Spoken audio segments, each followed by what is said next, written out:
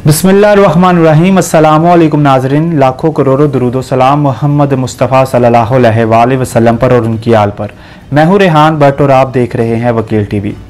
पाकिस्तानी सियासत गंदी थी ये तो हमें पता है, लेकिन अब जो जितनी गंदी ज़बान इस्तेमाल की जा रही है वो शायद आज से पहले कभी नहीं की गई। इसका सारा क्रेडिट अगर जाए तो सिर्फ और सिर्फ वज़ीर आज़म इमरान खान साहब को जाता है, क्योंकि जब वो जलसों से खिताब कर रहे होते हैं या कोई प्रेस कॉन्फ्रेंस कर रहे हों तो वो शायद भूल जाते हैं कि मैं कोई एक मुल्क का वज़ीर आज़म हूँ और मुझे पूरी दुनिया देख रही है, ख़ास तौर पे पाकिस्तानी अवाम मुझे देख रही है और मैंने कौन से अल्फाजों का चुनाव कौन सा रखना है और कौन सा अल्फाज इस्तेमाल करना है। चाहे अपोजिशन चोर है, अच्छी है, बुरी है, जैसी भी है, लेकिन आपने एक दायरे में रह के बात करनी होती है जब आपके कंधों पर कोई जिम्मेदारी हो, जब आप किसी मुल्क को रिप्रेजेंट कर रहे हों। तो वज़ीर आज़म इमरान खान साहब ने जैसे पिछले दिनों मौलाना फजलुर रहमान को फजलू डीज़ल इस तरह की चीज़ें कहते हैं और बिलावल भुट्टो साहब की जो वो नकलें उतारते हैं, जैसे कि अभी बिलावल भुट्टो साहब के पिछले दिनों मुंह से निकल गया, एक दो दिन पहले की बात है कि कांपे टांग रहे हैं, यानी कहना उन्होंने ये था कि टांगे कांप रही हैं, लेकिन उन्होंने कह दिया कांपे टांग रही हैं। वैसे भी उनकी प्रोनाउंसिएशन, उनकी अदायगी का कुछ मसला है, उनको अभी सही तरीके से अबूर हासिल नहीं है उर्दू के ऊपर, जिसकी वजह से उन्हें ये इस तरह के उनके फंबल्स होते रहते हैं, इस तरह के ब्लंडर्स उनसे होते रहते हैं, लेकिन वो एक अलग टॉपिक है। अब बात यह है कि आज जो बिलावल भुट्टो साहब ने ज़बान इस्तेमाल की है वज़ीर आज़म इमरान खान साहब के बारे और उनकी बेगम के बुशरा बीबी ख़तून अव्वल के ऊपर जो इल्ज़ामात लगाए हैं, वो शायद आज जितना उनको गुस्से में देखा गया आज से पहले कभी भी नहीं देखा गया बिलावल भुट्टो साहब को। इसमें सबसे प्लस पॉइंट ये है कि अभी जो तरीके अदम एतमाद की जो मीटिंग हुई थी जिसमें शहबाज शरीफ, आसिफ अली जरदारी और मौलाना फजलुर रहमान साहब थे, तो उसमें एक प्लस पॉइंट देखने को ये मिला कि जहाँ पे एक दूसरे को ये तू कह के बुला रहे हैं, वहाँ पे मौलाना फजलुर रहमान साहब इन्हें आप कह के बुला रहे हैं वज़ीर आज़म इमरान खान साहब को कि आपकी वजह से ये हो रहा है, आप जाएंगे तो सारे मामला ठीक हो जाएंगे, आपकी हुकूमत कुछ नहीं कर सकी। तनकीद करनी चाहिए, ओपोजिशन का काम है हुकूमत पर तनकीद करना और उनके जो नाअहली है उनकी निशानदेही करना। तो जहाँ पे वो फजलू या डीजल कहते हैं इमरान खान साहब, उसके रिप्लाई में मौलाना फजलुर रहमान ने आप कह के कहा, ये एक बड़ी अच्छा एक जेस्टर जाता है कि आप अपनी तनकीद भी करो लेकिन एक दायरे में रह के, ताकि आप दायरे से बाहर ना हो और किसी की भी कोई तजलील ना हो, क्योंकि वो भी एक जमात की सरबराही कर रहे हैं मौलाना फजलुर रहमान और उनके भी फॉलोअर्स हैं, उनकी मुखालफत भी है, उनकी हमायत भी है, हर तरह के लोग पाए जाते हैं हर जगह पे। तो अब जहाँ पे मौलाना आज बिलावल भुट्टो साहब ने एक प्रेस कॉन्फ्रेंस की जिसपे उन्होंने तू और तुम कह के बुलाया वज़ीर आज़म इमरान खान साहब को कि तुम चले जाओगे तो फिर देखना तुम्हारा क्या होता, तूने किया ही क्या है, तू होता कौन है, इस तरह की उन्होंने लैंग्वेज इस्तेमाल की, क्योंकि इसके ज़िम्मेदार भी वज़ीर आज़म इमरान खान साहब ही हैं। जब आप किसी को तू कह के बुलाएंगे तो वो भी आपको तू कह के ही बुलाएगा। हर कोई मौलाना फजलुर रहमान नहीं है कि आपको आप कह के बुला दे, अलबत्ता आपको जिस तरह का आप सवाल करेंगे उस तरह का आपको रिप्लाई भी मिलेगा। आज उन्होंने जो आसफा भुट्टो साहिबा पर जो हमला हुआ था, हमला वो कह रहे हैं बिलावल साहब कि ये हमला था जो उन्हें ड्रोन लगा था, वो इधर लगा था और उनको वो ज़ख्मी हो गई थी आसफा भुट्टो साहिबा और उन्हें उसी वक्त फर्स्ट एड दी गई और वो बेहतर है। अब तो कोई इतनी ज़्यादा चोट नहीं थी लेकिन वो ज़ख्मी हो गई थी, उनके यहाँ पे ड्रोन लगा था। उनका कहना है बिलावल भुट्टो साहब का कि ये एक सोची समझी साजिश है और ये अटैक है, हालांकि वो एक अटैक नहीं है, वो एक हादसा है और वो जो ड्रोन है वो समा न्यूज़ का है। और आज समा ने उनकी प्रेस कॉन्फ्रेंस भी नहीं दिखाई बिलावल भुट्टो साहब की, वो कभी आते थे, कभी इश्तिहारात ले लेते थे, कभी दिखा देते थे, कभी इश्तिहारात देते थे ताकि डिस्ट्रैक्ट हो सके, ऑडियंस जो देख रही है वो ठीक तरीके से ना देख सके, लेकिन सब चैनल्स पे चल रही होती है, अगर आप नहीं दिखाएंगे तो कोई और चैनल वाले दिखा देंगे। बिलावल भुट्टो साहब ने ये बात इसलिए की है क्योंकि उन्होंने ये जो समा न्यूज़ है ये अलीम खान ने ख़रीद लिया हुआ है और अलीम खान साहब जो भी हैं अभी वो सियासत में इन हैं आउट हैं जैसे भी है, लेकिन उन्हें इमरान खान साहब का लेफ्ट हैंड समझा जाता था। अभी उनकी तरह से शायद हमें जो नज़र आ रहा है या जो दिखाया जा रहा है कि उनकी अभी नहीं बन पा रही इमरान खान साहब के साथ, लेकिन हो सकता है अंदर उनकी बहुत अच्छी हो। ये सब एक प्लानिंग भी होती है सियासत में, आप कुछ भी कर सकते हो। राइट हैंड जहांगीर तरीन साहब समझे जाते थे और लेफ्ट हैंड अलीम खान साहब समझे जाते थे। अभी उन्होंने समा न्यूज़ खरीदा हुआ है, जिस पर शायद वो इसलिए कह रहे हैं कि ये ड्रोन अटैक था क्योंकि अलीम खान साहब हुकूमत में हैं, हुकूमत के जो इमरान खान साहब हैं उनके खास बंदे हैं, शायद वो इसलिए भी कह रहे हैं। हालांकि ऐसा नहीं है। समा न्यूज़ कोई भी न्यूज़ चैनल है वो आप पे तनकीद कर सकता है, अगर वो ओपोजिशन ने ख़रीदा है या हुकूमत की तरफ से है तो वो तनकीद कर सकता है, लेकिन इस तरह का नहीं काम करेगा, क्योंकि ड्रोन ऑपरेट करते हुए कभी आपका ऑपरेट करते हुए ड्रोन का बैलेंस बिगड़ जाता है या कोई ऐसे रिमोट में ख़राबी आ जाती है या ड्रोन में ख़राबी आ जाती है जो किसी भी चीज़ से टकरा जाता है। आज से पहले भी बहुत से ऐसे हादसा हुए हैं, कभी किसी शादी ब्याह में ऐसा हो जाता है कि ड्रोन किसी से टकरा जाता है तो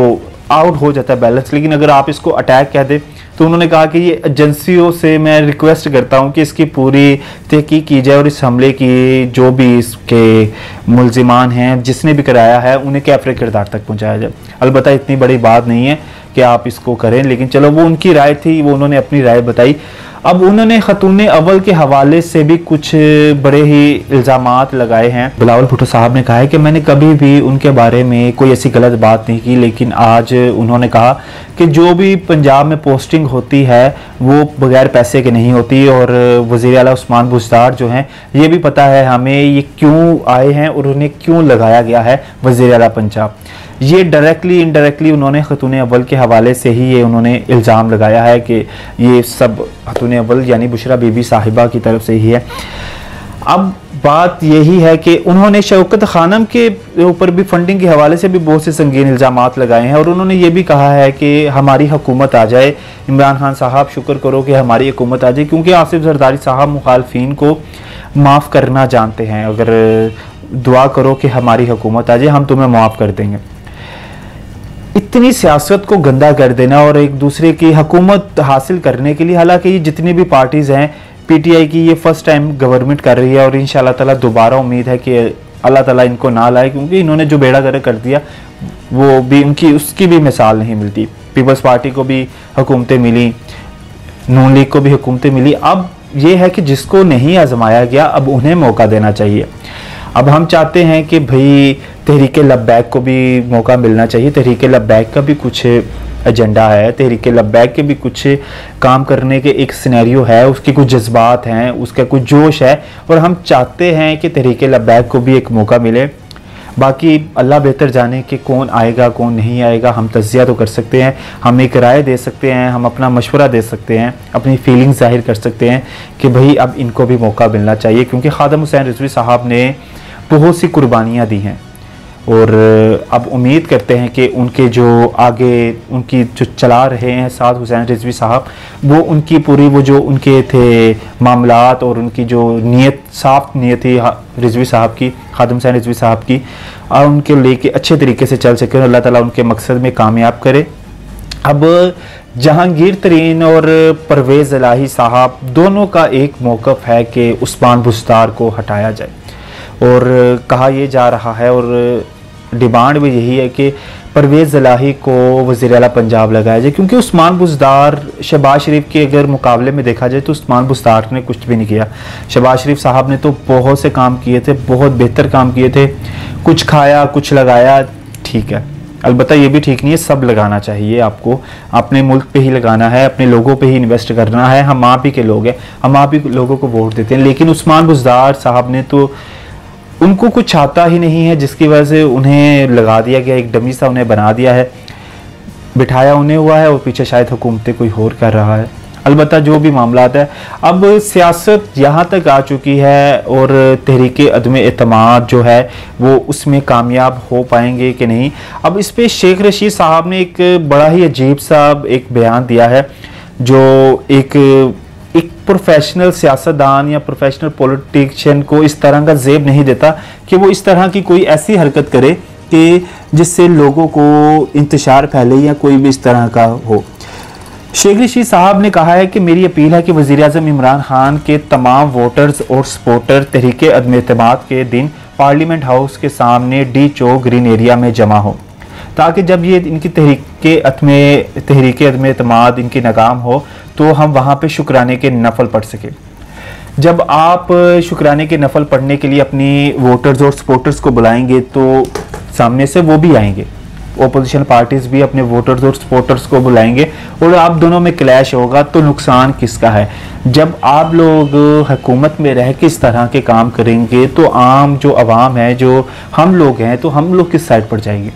आप लोग खुदारा, आप लोग की जो भी सियासत है, आप लोग अपनी ज़ुबानों के नश्तर बरसाएं एक दूसरे पर, अलबत्ता ये इकट्ठे हो के एक दूसरे पे हमला करें या एक दूसरे पे कोई अफरा तफरी का निज़ाम हो मुल्क में, या एक दूसरे को ज़ख्मी करें, नुकसान पहुंचाए, चाहे वो अपोजिशन पार्टीज़ के बंदों को नुकसान पहुंचे या हुकूमत के बंदों को नुकसान पहुंचे, नुकसान तो पहुंचना ही है ना। और वो सब पाकिस्तानी हैं, पाकिस्तान में रहते हैं और हम सब भाई हैं, तो नुकसान किसी को भी पहुंचे, तकलीफ तो सब हमें होनी है ना। अलबत्ता हम यही कहेंगे कि शेर ऋषि साहब, आप भी ज़रा बात सोच समझ के किया करें। आपकी हुकूमत चंद दिन की है या अगले 5 साल है, ये जितनी भी है वो ठीक है, लेकिन आप इस तरह का कोई बयान देने से पहले जिससे कोई भी ऐसा नुकसान हो, किसी को, रियासत को नुकसान हो, उससे गुरेज करें और सियासत को मज़ीद गंदा ना करें। आप सबसे यही रिक्वेस्ट है, ये जो हमारे जितने भी पॉलिटिशियंस हैं, क्योंकि इमरान खान साहब ने एक कल्चर शुरू किया है तू का, तो वो जब आपने शुरू किया है तो ये फिर सब इम्प्लीमेंट इस पे करेंगे और फिर सब आपको प्रॉपर जवाब देंगे। फिर आपने बुरा नहीं मनाना कि मेरी ज़ातियात पर आगे, मेरी फैमिलीज़ पर आगे, या मेरे जो कारनामे हैं, मेरे जो काम है, शौकत खानम, उसके ऊपर इल्ज़ामात लगाएंगे। तो जब जंग लगती है तो फिर छोटा बड़ा हथियार, हर तरह का हथियार चलता है, फिर ये नहीं देखा जाता कि कौन सा हथियार बड़ा है, कौन सा हथियार छोटा है। आप अपनी लिमिट्स में रहें ताकि ओपोजिशन भी लिमिट्स में रहे। और मौलाना फजल रहमान की इस चीज़ को हम बहुत अप्रिशिएट करते हैं और उम्मीद करते हैं कि वज़ीर-ए-आज़म इमरान खान के साथ साथ जितनी भी ओपोजिशन पार्टीज़ हैं वो इस चीज़ को अपने पे भी इम्प्लीमेंट करें, खुद पर भी अमल दरामद करें, ताकि ये तू तरह का जो कल्चर है, ये तू तुम का ही कल्चर ख़त्म किया जाए और तनकीद भी एक दायरे में रह के की जाए, ताकि हमारी सोसाइटी में भी एक अच्छा जस्टर जाए। उम्मीद करते हैं कि आपको हमारी ये वीडियो अच्छी लगी होगी। इंशाल्लाह बहुत जल्द आपसे दोबारा मुलाकात होगी। खुदा हाफिज़।